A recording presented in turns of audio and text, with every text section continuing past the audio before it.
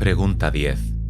De si las brujas son capaces mediante ciertos hechizos de convertir a los hombres en bestias. Aquí declaramos la verdad acerca de si las brujas pueden y cómo convertir a los hombres en bestias.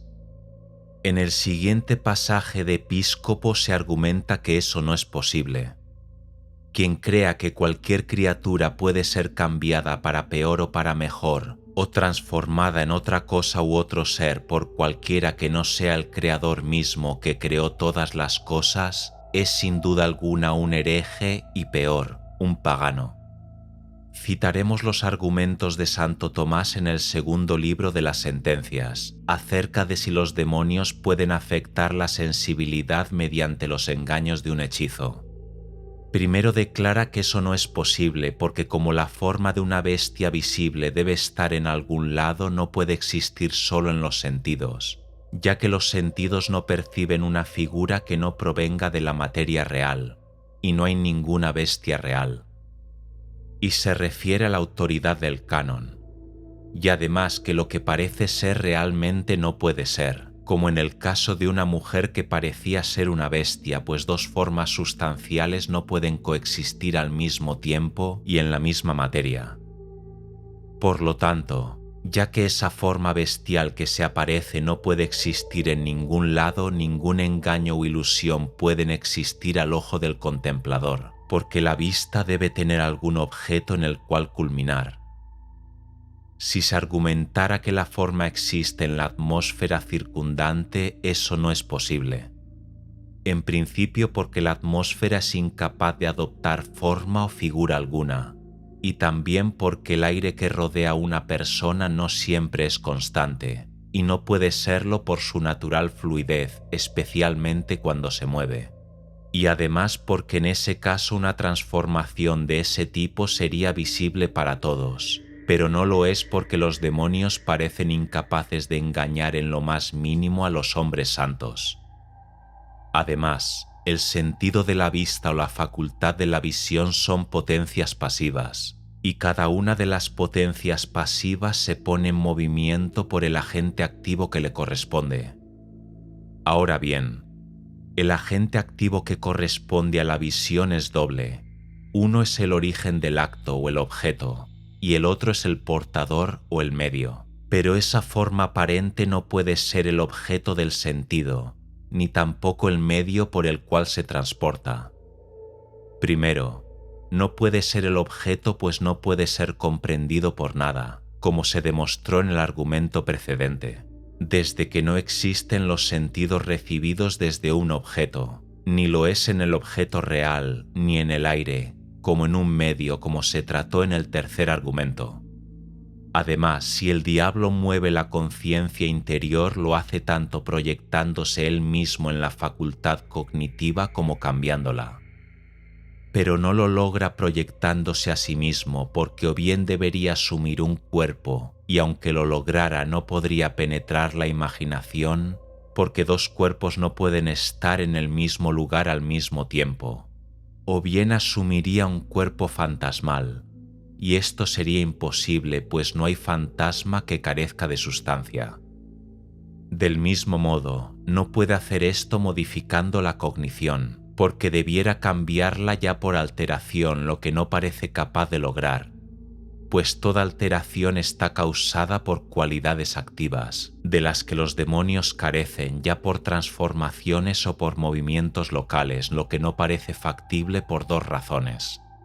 La primera porque una transformación sobre un órgano va acompañada por una sensación de dolor, y segundo porque en esa instancia el diablo solo podría servirse de formas reconocidas, aunque San Agustín dice que crea formas conocidas y desconocidas. Por lo tanto, parece que los demonios no pueden engañar ni la imaginación ni los sentidos de un hombre. En contra de esto, San Agustín dice que las transmutaciones de los hombres en animales, que se dicen logra el arte de los diablos, no son reales sino solo aparentes. Esto no sería posible si los demonios no fueran capaces de transmutar los sentidos humanos. Respuesta. Si el lector deseara referirse al método de la transmutación, hallará signos de ello en la segunda parte de este trabajo. Pero si procedemos de manera escolástica, permítasenos decir, en acuerdo con los tres doctores, que el diablo puede engañar la imaginación humana de manera que el hombre realmente semeje un animal. La última de esas opiniones, la de Santo Tomás, es la más sutil, pero la primera es la que San Antonio expresa en su Suma, donde declara que el trabajo del diablo se vale de la ilusión para abordar la imaginación, y lo prueba por el razonamiento natural, por la autoridad del canon y por un extenso número de ejemplos. A lo primero se responde como sigue. Naturalmente nuestros cuerpos están sujetos y obedecen a la naturaleza angélica con respecto al movimiento local. Pero los ángeles malos, aunque hayan perdido la gracia, no han perdido su poder natural, como repetidamente lo hemos señalado.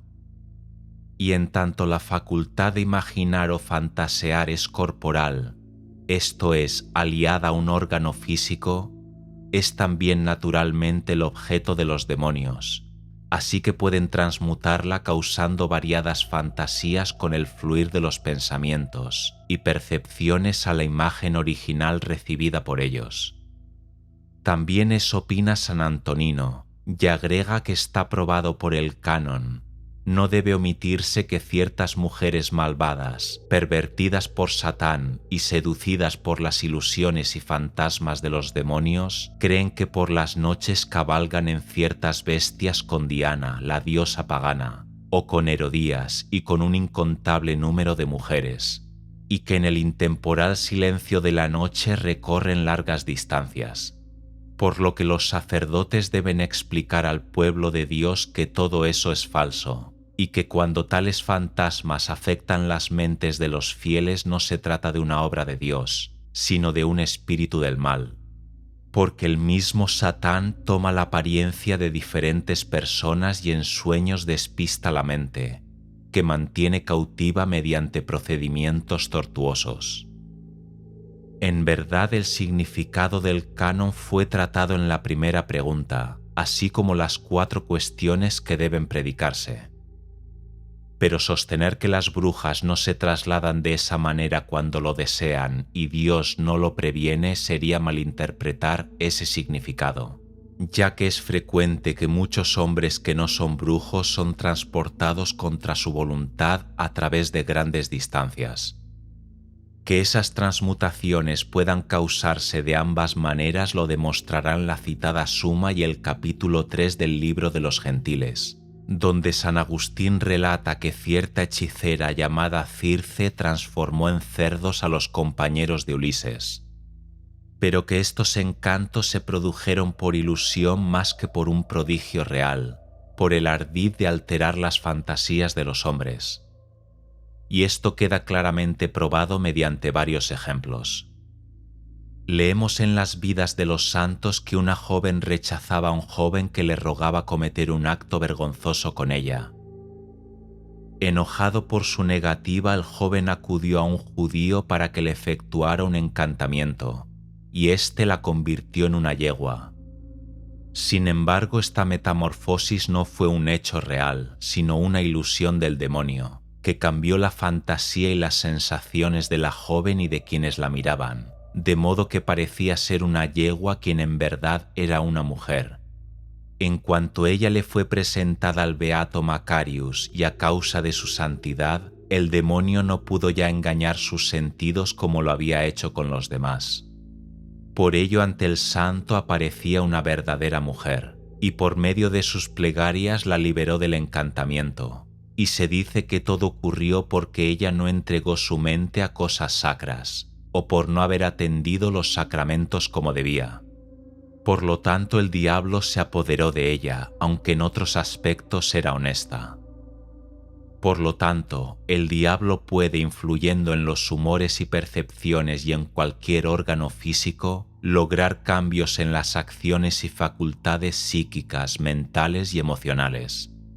Y de este estilo creemos que han sido los encantamientos que se cuentan sobre Simón el Mago.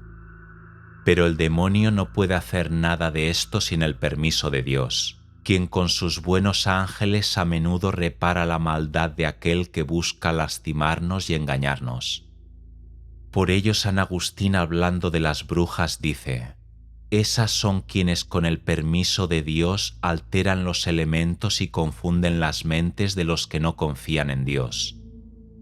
También por obras de brujería los demonios hacen que un hombre sea incapaz de atender a su esposa y viceversa. Esto se produce por una afectación de la fantasía, de forma que ella se le representa como una cosa odiosa y horrible. Asimismo, el maligno se vale de figuras repugnantes para seducir la fantasía y atraer al pecado tanto a quienes duermen como a quienes se mantienen despiertos. Como el pecado reside en la voluntad y no en la imaginación, los hombres no pecan por causa de estas fantasías sugeridas por el demonio, ni por las transformaciones a menos que su propia voluntad lo consienta. La segunda opinión de los modernos doctores es parecida cuando declaran lo que es el encanto y de cuántas maneras diversas puede el diablo causar esas ilusiones.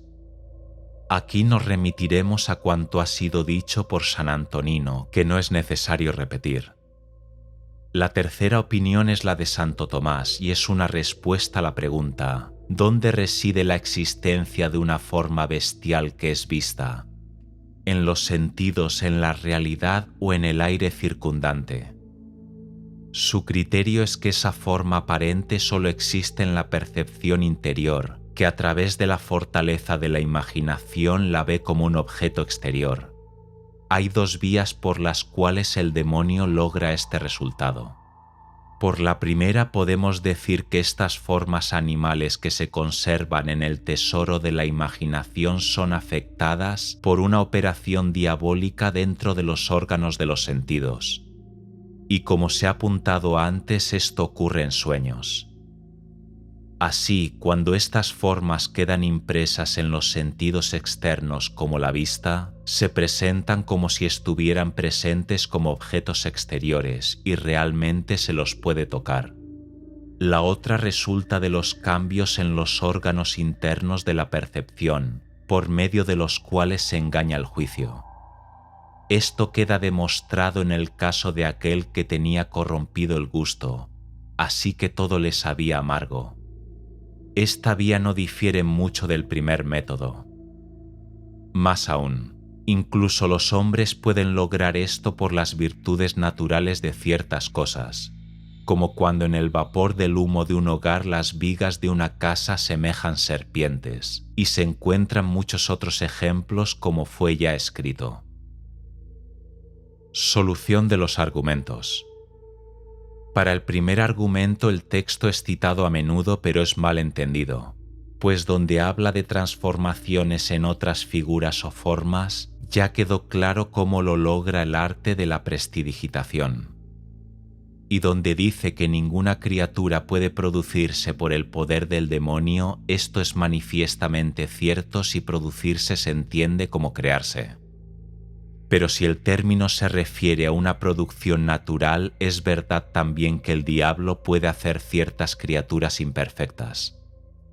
Santo Tomás nos muestra cómo es posible hacer esto. Afirma que todas las transmutaciones de materia corporal que pueden ser efectuadas por las fuerzas de la naturaleza, en las cuales la esencia es el semen que se encuentra en los elementos de este mundo, en las tierras y las aguas, allí donde las serpientes y los sapos depositan su semen, pueden realizarse por el trabajo de los demonios que han obtenido ese semen. Así también sucede cuando alguna es convertida en serpientes y sapos y pueden generarse por putrefacción. Pero estas transmutaciones de materia corporal, que no pueden ser efectuadas por las fuerzas de la naturaleza, de ninguna manera pueden ser verdaderamente efectuadas por el trabajo de los demonios. Cuando el cuerpo de un hombre es transformado en el cuerpo de una bestia, o un cadáver es vuelto a la vida, esos hechos únicamente parecen ocurrir, siendo en realidad meros encantos o ilusiones. O si no, el diablo se aparece en persona ante los hombres en un cuerpo asumido. Estos argumentos son confirmados por el beato Alberto en su libro sobre los animales, donde examina el hecho de si los demonios e incluso las brujas pueden hacer animales. Dice que pueden, con el permiso de Dios, hacer animales imperfectos. Pero no pueden hacerlo en un instante como Dios, sino por medio de algún movimiento, acaso súbito, como queda claro en el caso de las brujas. Y sobre un pasaje del Éxodo 7 donde el faraón llamó a sus sabios dice: los demonios recorrieron todo el mundo y recolectaron microbios, y usándolos desarrollaron varias especies.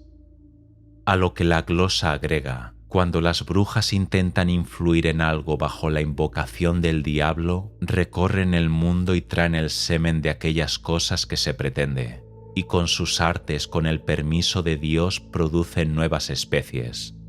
Se presenta otra dificultad cuando se discute si estas labores demoníacas deben ser consideradas milagrosas.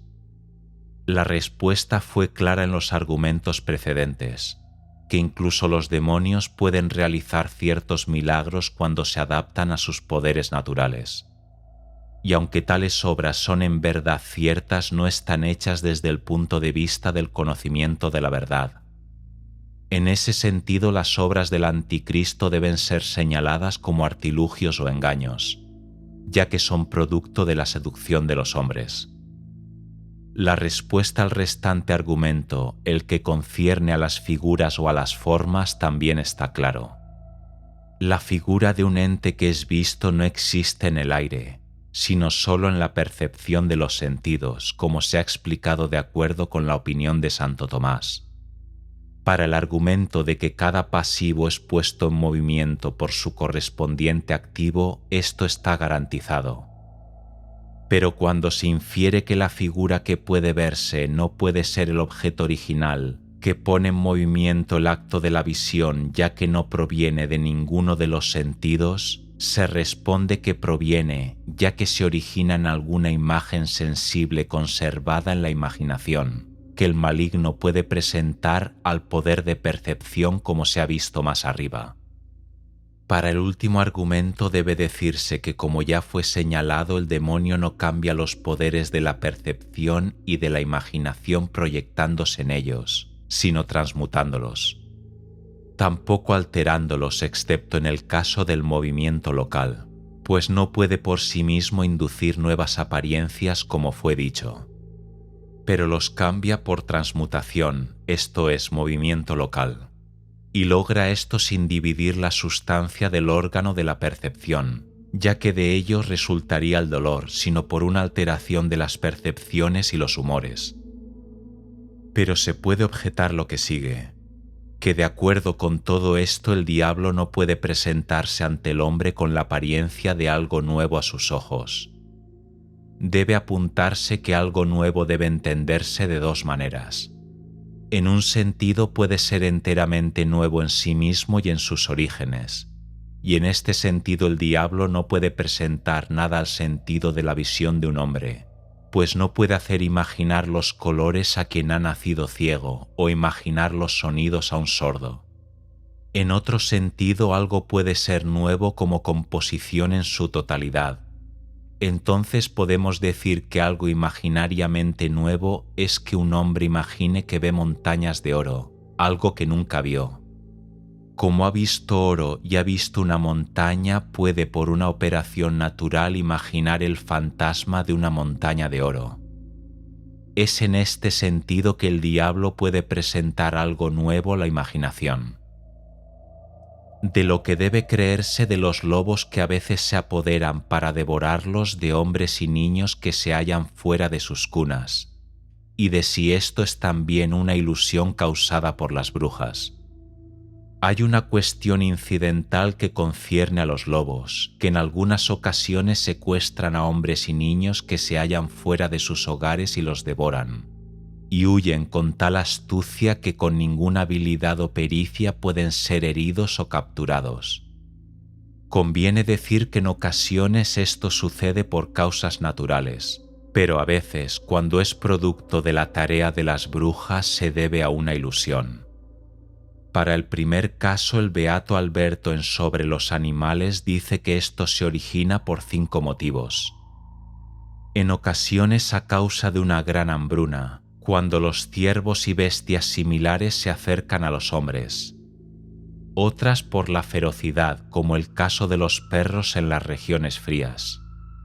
Pero no es este el caso y decimos que tales cosas ocurren por una ilusión de los demonios, cuando Dios castiga a una nación por sus faltas.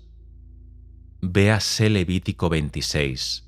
Si no sigues mis mandatos, enviaré a las bestias de la tierra contra ti, que te consumirán a ti y a tus rebaños. Y además Deuteronomio 32 dice, enviaré los dientes de las bestias contra ellos. Fin de la cita. Y a la pregunta de si son verdaderos lobos o demonios que se cubren con esa apariencia, decimos que son lobos aunque poseídos. Y la posesión se realiza de 2 maneras. Puede acontecer sin la intervención de las brujas. Así fue con los 42 niños que fueron devorados por 2 osos que salían del bosque, porque se burlaron del profeta Eliseo diciendo, vete, calvo. También así en el caso del león que devoró al profeta que no siguió los mandamientos de Dios. Y se dice que un obispo de Viena ordenó que se cantaran solemnemente las letanías menores en determinados días anteriores a la fiesta de la Ascensión, porque los lobos estaban entrando a la ciudad y devorándose en público a los hombres. Pero por otro lado puede tratarse de ilusiones causadas por brujas. Pues Guillermo de París cuenta de un hombre que pensó que había sido convertido en un lobo y en ocasiones buscaba refugio entre las cuevas. Allí fue durante un tiempo y aunque se mantuvo todo el tiempo inmóvil, creyó que era un lobo que iba devorando niños. Y como en realidad era el diablo que había poseído un lobo quien estaba comiéndose a los pequeños, erróneamente pensó que estaba merodeando en sus sueños. Durante un prolongado período anduvo extraviado, hasta que al fin fue hallado tendido y delirando por los bosques. El demonio se deleita con cosas como estas, y causó la falsa ilusión en que creen los paganos, para quienes los hombres y las viejas eran transformados en bestias. De esto se observa que cosas tales solo suceden con el permiso de Dios, mediante el trabajo del maligno, y no por algún defecto natural, pues por ningún arte se puede herir o capturar a este tipo de lobos. Pregunta 11. De las distintas maneras en que las brujas que son parteras matan a los niños concebidos en el útero y procuran un aborto, y de cómo si no hacen esto ofrecen a los demonios los niños recién nacidos. Aquí se expone la verdad concerniente a 4 horribles delitos que los demonios cometieron contra ciertos niños, tanto en plena concepción como después. Y como lo hacen sirviéndose de las mujeres y no de los hombres, estos crímenes se vinculan antes bien con las mujeres que con los hombres. Y los que se presentan son los métodos que se siguen para lograr esto. Los canonistas investigan con más profundidad que los teólogos los impedimentos debidos a la brujería, y dicen que no solo es brujería el hecho de que alguien sea capaz de ejecutar la cópula, lo que ya tratamos, sino también cuando una mujer se ve impedida de concebir, o cuando se la hace abortar después de haber concebido. El tercer y cuarto métodos de brujería se desarrollan cuando, como no lograron provocar el aborto, devoran al niño o lo ofrecen a un demonio. No caben dudas acerca de los 2 primeros métodos, ya que sin la cooperación de los demonios, un hombre por medios naturales tales como hierbas o emenagogos logra que una mujer no engendre o conciba como se mencionó antes. Pero con los restantes 2 métodos las cosas son distintas, pues son herramientas de las brujas. Y no será necesario presentar los argumentos, ya que hechos y ejemplos muy evidentes presentarán con facilidad la verdad del asunto. El primero de estos dos espantos es el hecho de que ciertas brujas, en contra de la naturaleza humana y por cierto contra la de cualquier animal, con la única salvedad de los lobos, tienen la costumbre de devorar a los niños pequeños.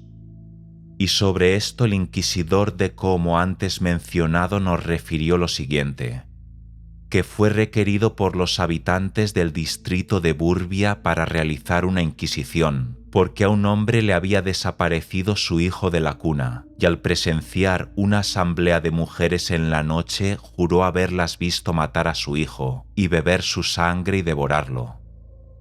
Y además, en apenas un año, el que acaba de transcurrir, dice que fueron quemadas 41 brujas, y otras muchas huyeron en busca de la protección del archiduque de Austria, Segismundo. Confirman este relato unos escritos de Johann Nieder, incluidos en su Formicarius, cuyo recuerdo, como el de las acciones que relata, persiste en la mente de los hombres, por lo cual se nos hace evidente que esas cosas no son increíbles. Debemos añadir que en todos estos asuntos las comadronas provocan daños aún más terribles, como a menudo nos dijeron a nosotros y a otros, algunas arrepentidas, confirmando que nadie hiere más a la fe católica que estas parteras. Pues cuando no matan a los niños, entonces los retiran de la habitación, los levantan en el aire y los ofrecen a los demonios. Pero el método que observan en crímenes como estos se desarrollará en la segunda parte. Pregunta 12. De si el permiso de Dios Todopoderoso es un acompañamiento de la brujería. Ahora debemos considerar el permiso divino, del que provienen 4 cuestiones. En principio, si es necesario que este permiso acompañe una obra de brujería. Segundo, si Dios en su justicia permite a una criatura naturalmente pecadora perpetrar actos de brujas y otros crímenes horrendos. Tercero, si el crimen de brujería excede a otras vilezas que Dios permite que sean hechas. Cuarto, de qué manera esta materia debe ser predicada a la Grey. Con respecto al tercer postulado de esta primera parte, el permiso divino, se pregunta: ¿es católico afirmar el permiso divino en estas obras de brujería, así como es totalmente herético contradecir una tal afirmación? Y se afirma que no es una herejía mantener que Dios no permite tan grande poder al diablo en esta clase de brujerías, pues es católico y no herético refutar tales opiniones mientras se vean como menosprecio del Creador. Y se propone como católico sostener que al diablo no está permitido el poder de lastimar personas, mientras que mantener la opinión contraria parece ser un menosprecio del Creador. De esto se sigue que no todo es sujeto de la divina providencia, ya que el sabio proveedor se mantiene aparte tanto como le es posible de todo defecto y maldad de aquellos a quienes él cuida. Y si las obras brujeriles son permitidas por Dios, no se mantienen alejadas de él, y si no las aparta de su lado, Dios mismo no es un sabio proveedor, y todas las cosas no son sujeto de la providencia. Como esto es falso, también es falso que Dios permita la brujería. Otra vez, permitir que una cosa suceda presupone de quien la permite que bien puede prevenirla si lo desea, o que no puede prevenirla incluso si lo desea, y ninguna de esas suposiciones pueden aplicarse a Dios, pues en el primer caso un hombre tal sería considerado rencoroso y en el segundo impotente. Entonces, si se pregunta incidentalmente, ¿cómo ese encantamiento que le ocurrió a Pedro, si Dios hubiera podido prevenirlo y no lo hizo, entonces Dios es envidioso o bien no se preocupa de todos por igual? Pero si no hubiera podido prevenirlo, incluso si lo hubiera querido hacer, entonces no es todopoderoso. Como la opinión de que Dios no se preocupa por todo es insostenible, no puede decirse que la brujería cuenta con el permiso de Dios. Además, aquel que es responsable de sí y es el maestro de sus propias acciones, no está sujeto a la permisión o providencia de ningún gobernante. De acuerdo con Eclesiastés 15, los hombres son responsables de sí mismos. Dios creó al hombre desde el origen y lo ha dejado en manos de su juicio. En particular, los pecados que cometen los hombres son dejados a su criterio, en concordancia con los deseos de sus corazones. Por lo tanto, no toda maldad cuenta con el permiso de Dios. En su Enquiridión, San Agustín dice, y lo mismo hace Aristóteles en el 9º libro de su Metafísica, es mejor desconocer ciertas cosas viles que conocerlas. Pero todo lo que es bueno debe adscribirse a Dios. Por lo tanto, Dios no previene las obras viles de la brujería, las permita o no. Véase también San Pablo en Corintios 9. ¿Cuida Dios a los bueyes? Y lo mismo se sostiene de las demás bestias irracionales. Por lo que Dios no los cuida estén o no encantados, ya que no son sujetos de su permiso, que procede de su providencia. Además, estos hechos no necesitan de permisos de la providencia o la prudencia. Esto está claramente demostrado en la Ética de Aristóteles, libro 2. La prudencia es el correcto razonamiento que concierne a las cosas que suceden y son objeto de consejo y elección. Fin de la cita. Pero algunos casos de brujería ocurren por necesidad, como cuando por alguna razón o de acuerdo a la influencia de los astros viene la enfermedad o se producen otras cosas que juzgamos brujerías. Por lo tanto, no siempre hay un sujeto del permiso divino. Y además, si los hombres quedan hechizados por el permiso divino, se pregunta, ¿por qué les sucede esto a algunos y no a otros? Si se responde que es por el pecado que abunda en unos más que en los otros, no parece válido, pues entonces los grandes pecadores serían encantados, lo que manifiestamente no es así, ya que son los menos castigados en este mundo. Como está dicho, bien está para los mentirosos. Pero si este razonamiento fuera correcto, ellos también serían poseídos. Y finalmente queda claro por el hecho de que muchos niños inocentes y otros hombres justos sufren más por efecto de la brujería. Pero en contra de estos argumentos se ha sugerido que Dios permite que el mal exista, aunque Él no lo desea. Y esto es por el perfeccionamiento del universo.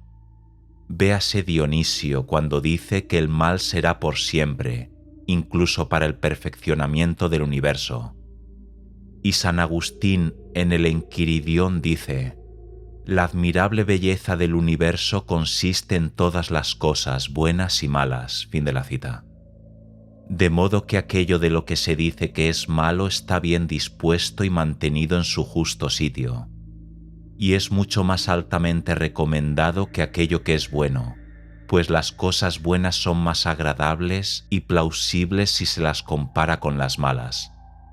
Santo Tomás también refuta la opinión de quienes dicen que a pesar de que Dios no desea el mal, ya que el objeto de la voluntad es bueno y ninguna criatura busca la maldad, sea en sus apetitos naturales, sensibles o intelectuales, Él probablemente quiera que el mal exista y se haga. El santo de Aquino dice que esto es falso. Dios ni desea que el mal se haga ni desea que no se haga, pero quiere permitir que el mal se haga, lo que es bueno para la perfección del universo. Y agrega que por la siguiente razón es erróneo decir que Dios desea que el mal exista y sea hecho por el bien del universo. Nada debe ser juzgado como bueno, excepto aquello que es bueno por sí mismo y no por accidente. Así como el virtuoso es visto como bueno en su naturaleza intelectual, no en su naturaleza animal. Pero la maldad no está por sí misma dispuesta hacia el bien sino por accidente, pues es en contra de la intención de aquellos que practican la maldad que ésta resulta buena. En ese sentido, en contra de las intenciones de las brujas y de los tiranos, fue por las persecuciones que ellos desataron que brilló la paciencia de los mártires. Respuesta. Esta pregunta es tan difícil de comprender como provechosa para elucidar, pues entre los argumentos tanto de los laicos como de los sabios hay esto en común, que no creen que estas abominaciones de las que se ha hablado sean permitidas por Dios e ignoran las causas del permiso divino. En virtud de esa ignorancia, y ya que las brujas no son reprimidas como corresponde, ahora parecen despoblar el mundo cristiano. Por lo tanto, lo aprendido y lo ignorado pueden ser satisfactorios en cada caso. De acuerdo con la opinión de los teólogos, damos nuestra respuesta con la discusión de dos dificultades. Primero, que el mundo está tan sujeto a la divina providencia que Dios mismo provee para todos. Segundo, que en su justicia Él permite que prevalezca el pecado, que consiste en culpa, castigo y daño, a causa de sus primeros permisos, esto es, la caída de los ángeles y la de nuestros primeros padres. De aquí también se verá que esa obstinación en descreer de ambos argumentos tiene sabor a herejía, ya que una opinión tal se sumaría al error de los infieles. Con respecto a la primera dificultad, conviene resaltar que se presupone que Dios es providencia. Véase Sabiduría 14. Tu providencia, oh Padre, gobierna todas las cosas. Fin de la cita. Y también que todas las cosas se hallan sometidas a esta providencia, y que además Él provee inmediatamente a todas las cosas. Y para probarlo, permítasenos refutar antes que nada un error contrario. Así recurrimos a Job 22. Gruesas nubes le forman un velo que le impide vernos, y Él caminó el circuito del paraíso. Algunos creen con Santo Tomás que sólo las cosas incorruptibles están sometidas a la divina providencia, como las sustancias separadas, los astros y las ideas de las realidades inferiores, también incorruptibles. Por oposición alegaban que las personas de esta clase inferior, como se pueden corromper, no lo están. Por consiguiente, insistían en que todas las cosas inferiores que existen en el mundo se hallan en esta condición, aunque no en el sentido particular o individual. Para otros autores, en cambio, esta proposición es errónea, ya que Dios se preocupa por otros seres y animales como lo hace por el hombre. Así el rabino Moisés, deseando mantener un justo medio, confirmó con los primeros que todas las cosas susceptibles de corromperse no están enteramente sometidas al gobierno divino, sino en un sentido universal, como se dijo antes, aunque exceptuó al hombre a causa de la espléndida naturaleza de su inteligencia, comparable con la de las sustancias separadas. Y de acuerdo con esta opinión, toda acción de brujería que repercute en los hombres cuenta con el permiso divino, pero no como sucede en el caso de los animales y otros frutos de la tierra.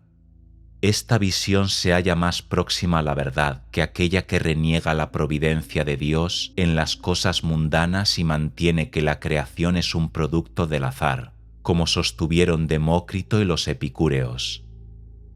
Pese a ello, esto es una gran falacia, porque es necesario acordar que todo es sujeto de la providencia, y no en general, sino en particular. Y los hechizos practicados a los hombres, a los animales y a los frutos de la tierra cuentan con el permiso divino. Y esto es la pura verdad.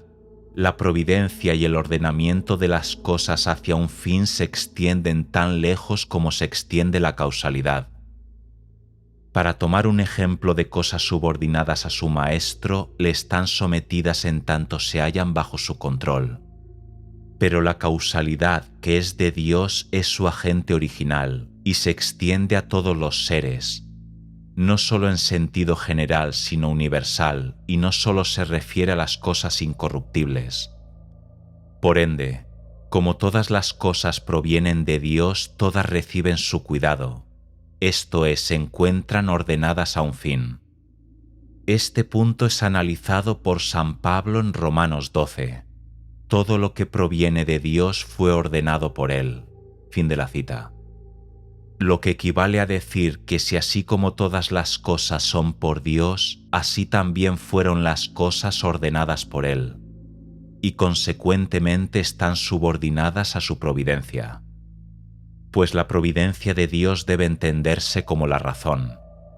esto es, la causa del ordenamiento de las cosas hacia un fin. Por ello, y en tanto todas las cosas participan del mismo propósito, también son sujetos de la providencia de Dios. Y Dios conoce estas cosas no solo en su masiva generalidad, sino en su particular individualidad. El conocimiento que Dios tiene de las cosas creadas debe compararse con el conocimiento que tiene el artesano de sus obras. Por lo tanto, y de la misma manera en que éstas se subordinan al ordenamiento que indica el artista, así aquellas están sujetas al orden y la providencia de Dios. Mas todo esto no provee una explicación suficiente del hecho de que Dios, en su justicia, permite existir a la maldad y la brujería, aunque es el proveedor y gobernador de todo lo que existe. Pues parecería, si esto se concede, que debería mantener alejado todo mal y todo defecto de todo cuanto gobierna. Porque entre los hombres notamos que un sabio proveedor hace todo lo que está a su alcance para mantener lejos de la maldad y el error a quienes tiene a su cargo. Entonces, ¿por qué Dios de la misma manera no evita el mal? Debe quedar claro que la providencia universal y la particular son dos materias completamente distintas. En efecto, el previsor particular debe necesariamente mantener apartado el mal, pues no es capaz de extraer el bien del mal. Pero Dios es el previsor universal del universo entero, y puede sacar provecho de los males particulares.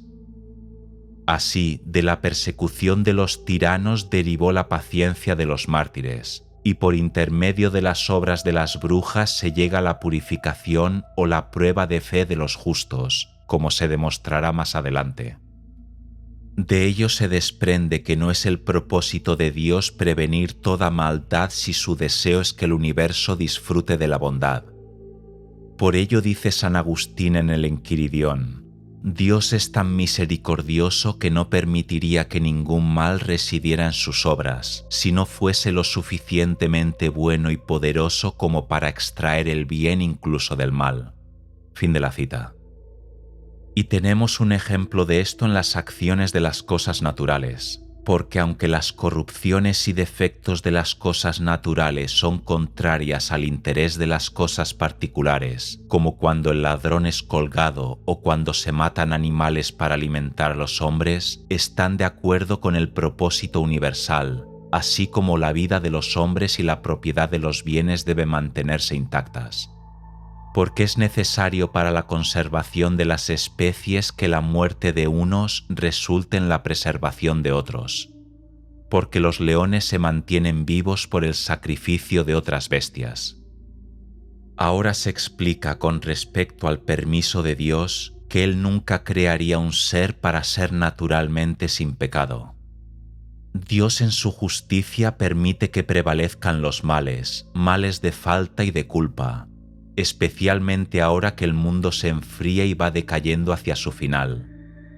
Y para probar esto debemos establecer dos proposiciones que es preciso aclarar.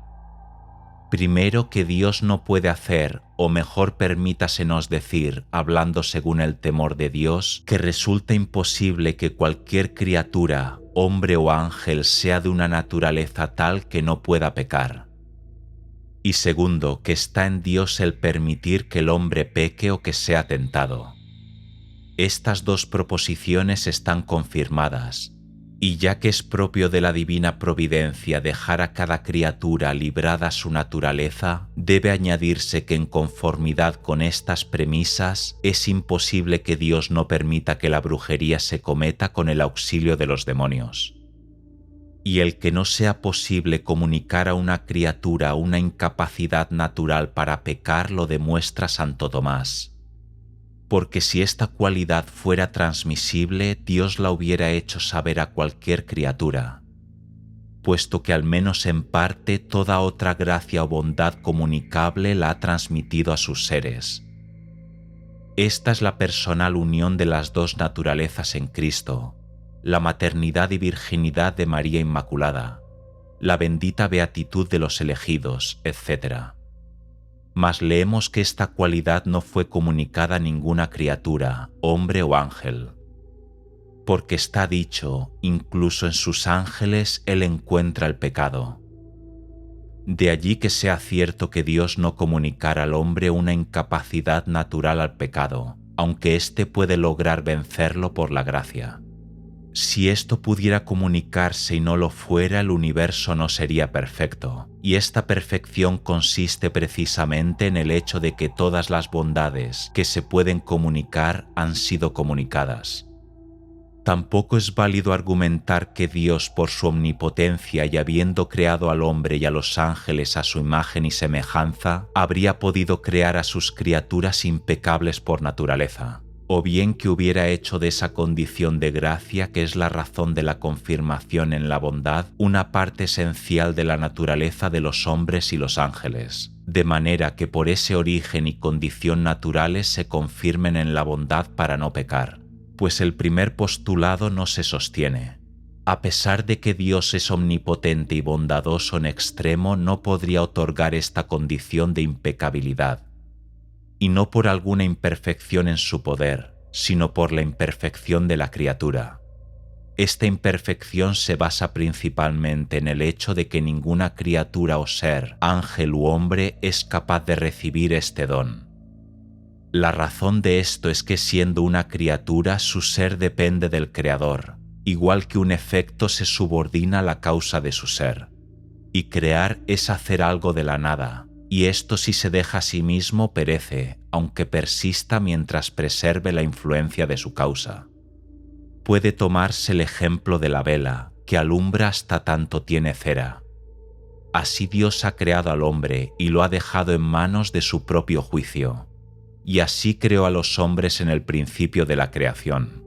Y así fue hecho para preservar el libre albedrío, del que es propiedad el hacer u omitir, alejarse o no de su causa.